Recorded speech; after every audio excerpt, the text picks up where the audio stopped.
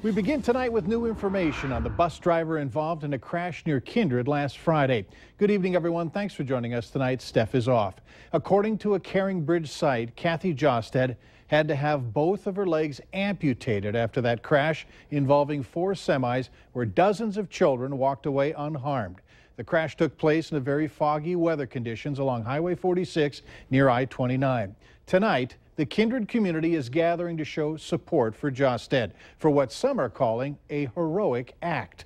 Valley News Team's Christine Stanwood joins us live at a community-wide prayer vigil in Kindred. Christine? Mike, as more people are arriving at the event, what we're learning is that people are out here wearing Kindred blue to honor Kathy.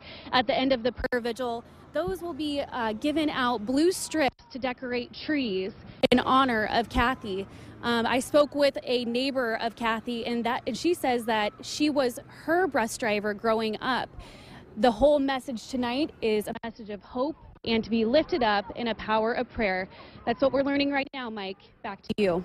All right, thank you so much. Josted's Caring Bridge page also says that she continues to receive blood transfusions. Now, tonight at 10, we're going to hear from those at the event and bring you more information on Josted's status. We have exclusive security video tonight of the police chase and shooting that took place this morning near Walmart in South Fargo. The shooting happened shortly after 3 a.m. when officers responded to a stolen car driving the wrong way on 13th Avenue. Valley News Team's Ashley Bishop joins us live now from the area where the shooting happened. Ashley? It was in the Pizza Hut parking lot where the shooting went down, but here in the Valvoline parking lot, the security cameras on the corner of the building caught all the action unfolding. And we got to see that exclusive video today. In that exclusive video, a car drives by quickly, and then moments or just seconds later, you could see a police car following directly behind. Then you see a police car minutes later pull into the Pizza Hut parking lot. That's when the suspects got out of their car and ran into the Pizza Hut parking lot. Officer Patrick Thomas approached the man who had shown a weapon as they were circling the police car. The suspect pointed it at the officer, and that's when Officer Thomas fired shots at the suspect. Minutes later, you could see more police officers responding to the scene. Now, police later discovered that the gun was a BB gun that was pointed at police and looked very realistic. Now, I spoke with people nearby here today that heard the gunshots going off, explained to them what happened and what we were told, and they support the police's decision and what they had to do. And if somebody wants to be that dumb to put a BB gun in their hand and run around at 3 o'clock in the morning, that, you didn't know what it was. Now, Officer Thomas has been placed on administrative leave, and the North Dakota Bureau of Criminal Investigations is looking into the use of police force in this shooting. In South Fargo, Ashley Bishop, Valley News Live. Meanwhile, the suspect in the shooting was taken to Essentia Hospital. No word on his condition. Formal charges are expected to be filed tomorrow. The woman in the car who ran away, Jennifer Stegman, is from Thompson, North Dakota. She was taken into custody a short time later. She's being held in the Cass County Jail.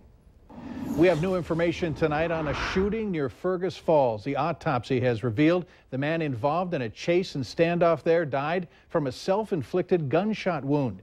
Investigators say it started when 52-year-old Richard Blondo of Fergus Falls shot at his wife as she was driving on Interstate 94. Investigators say that he pulled alongside her and fired the gun. Though her car was hit at least twice, she did manage to escape without getting hurt. Police used a helicopter with night visions to track Blondo to a farm field west of Fergus. The officers ordered him to put his shotgun down, but instead he pointed it at them. The officers did fire, and the man died at the scene. Investigators are still trying to figure out what led to the incident. 4 officers, one of them from the Fergus police chief, are on leave following the shooting. That's standard procedure in cases like this. Further details will be released after the man's family is notified.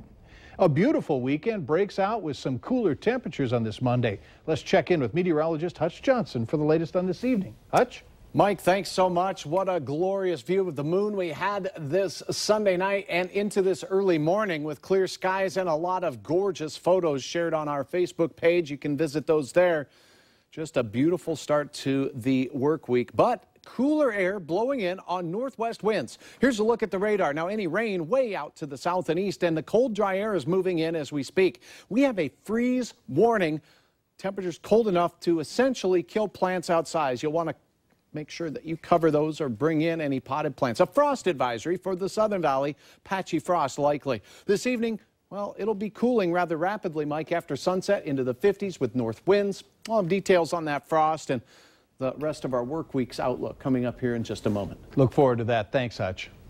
North Dakota Lieutenant Governor Drew Wrigley says he will not run for governor. He recently admitted to an affair with a woman in Bismarck. In a written statement today, Wrigley says in part he and his wife have concluded that the onset of a campaign is not consistent with the current needs of our family.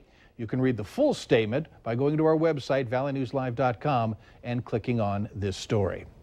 In Grand Forks, police are still looking for a Sunday morning robber. A man claims he was approached by the other man who suddenly punched him several times and later noticed his wallet was missing. The robber is dark-skinned black male, about 22 to 24 years of age, about 5 feet 6 inches tall and 150 pounds, with shoulder-length dreadlocks. Anyone with information is asked to call the Grand Forks Police Department. On Natiwash, Minnesota, a man has been found dead in a ditch after apparently getting hit by a vehicle. Investigators have a vehicle of interest but are looking for more information on what may have happened. Now, the Clearwater Sheriff's Office received a call yesterday afternoon about the body in the ditch on the lower Rice Lake Road that's southwest of Bagley. That's where the body of 35-year-old Russell Oganosh was discovered. The Sheriff's Office says it appears that Oganosh was walking along the road and was hit by the vehicle. Testing is being done on the vehicle of interest. If anyone has information on what happened, call the Clearwater Sheriff's Office. The phone number is on your screen, 218-694-6226. Fargo police are hosting a West District neighborhood meeting tonight. It's going to be held at Kennedy Elementary School. The focus of this meeting is on crime and safety concerns in that area. It starts at 7 o'clock. Look for this story tonight on Valley News Live, 10 at 10. Traffic congestion on I-94 in Moorhead is back, but it's going to be short-lived. Crews are striping a 6-mile stretch of the interstate. That's between 8th Street and Highway 336. That's a piece of road that just got a new surface. Some lanes will be closed along the way, causing some backups and congestion. The project shouldn't take more than 3 days to complete. Experts are saying that some of the worst problems surrounding North Dakota sex trafficking are right in the Red River Valley and not in the oil-rich western half of the state. A new federal grant of $1.6 million will be used to try and stop it across North Dakota. Valley News Team's Neil Carlson shows us what's happening. Internet web pages like Backpage.com continue to exploit women across North Dakota and draw the men who support sex trafficking. This is a statewide project. If you look at the Backpage ads, really over the last year, the highest volume of ads being placed for commercial sex is in the Fargo Moorhead area. The program will include 2 navigators, one stationed in Minot and one in Fargo, people who will work closely with police and also get victims the services they need. Safe harbor, get them resources related to legal resources if they're in need of protection orders or restraining orders, relocation, and coordinating services then across the state, so that if Grand Forks isn't the place for them to be, then connecting with other agencies so that they can be safe. The program will include 2 more BCI agents dedicated to the sex trafficking problem and more local police department officers who are trained in the problem. It's all geared toward more sting operations against the men who support it and operate it, and more help for the women trapped in it. To help solidify proactive investigations and prosecutions around human trafficking cases, and then building out comprehensive victim services. The North Dakota Council on Abused Women will be implementing this program across the state over the next 3 years. In Grand Forks, Neil Carlson, Valley News Live. The $1.6 million federal grant for the program comes from the Department of Justice. North Dakota Senator John Hoeven serves on the Appropriations Committee that allocated that money. Later on Valley News Live at 6, how a performer is teaching kids in Fargo schools to break down stereotypes. Cooler air spilling into the valley. Our high today 70 in Fargo, and it was in the 60s for much of the region. It does look like a chance of frosting and freezing weather tonight. Details are coming up next.